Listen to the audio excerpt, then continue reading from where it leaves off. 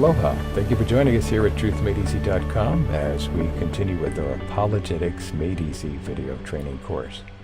As I shared in the preview video, we'll be focusing our studies primarily on the 5 topics here in our 5-point hand illustration.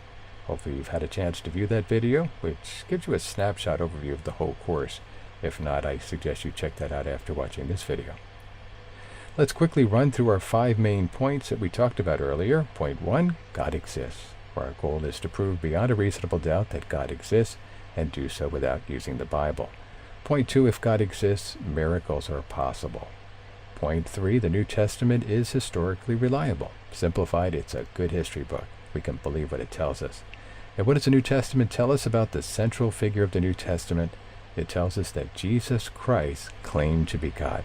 And not only did he claim to be God, but he also proved he was God. That's point 4. Jesus is God. Now we know that whatever God teaches is true. What did Jesus, who was God, teach? He taught, point 5 here, that the Bible, both the Old and New Testament, is the Word of God. As I shared earlier, we're using for our text the book I Don't Have Enough Faith to Be an Atheist by Norman Geisler and Frank Turek, an excellent resource to have in your library.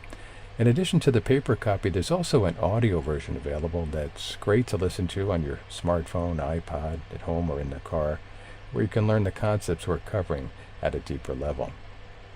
As I pointed out in the preview video, we're going to spend a little time studying the differences between the major world religions and then talk a little bit about the topic of truth. After we cover both of those, we'll get to our 5 main points where we'll spend most of our time and then wrap up the course with some bonus videos on the topic of evolution and creation. Again, the big picture, some short studies on world religions and truth, our 5 main points, and then our study on evolution. In this video, we'll help to lay the groundwork for the rest of our course as we talk about some of the major religions and worldviews that are out there today. When we say worldviews, we're talking about how people see things from a spiritual perspective, how they view the world, the worldview. A person's worldview includes, among other things, their viewpoint on, for example, where we came from, why we're here on earth, our purpose for living, where we go after we die, and so on.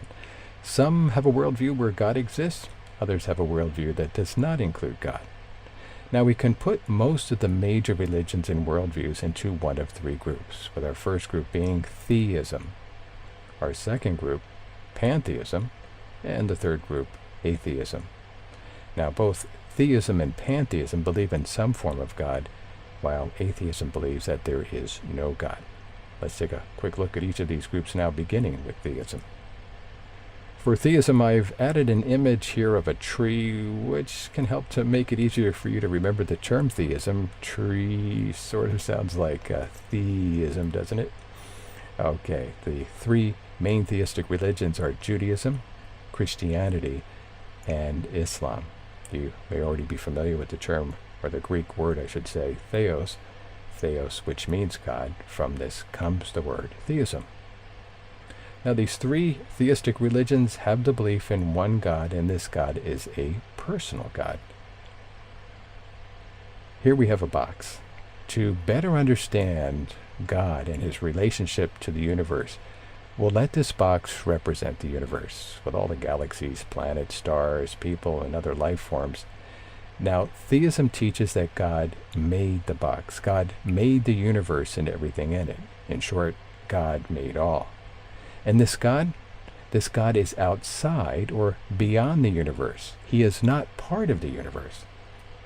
Our next group here is Pantheism.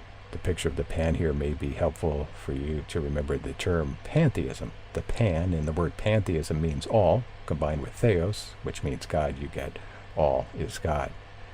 Pantheism includes some forms of Buddhism, Hinduism, and also the New Age.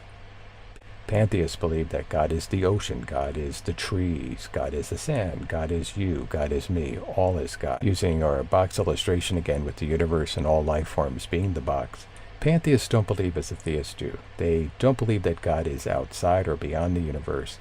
They believe that God is the universe, or in our example here, that God is the box. In short, God is all. Lastly, we come to atheism. Religious humanism would fall into this category. atheists believe that there is no God. The word atheist is actually a combination of two words, which means no, and theos, which means God, together, no God. Now, stop and think about that for a moment.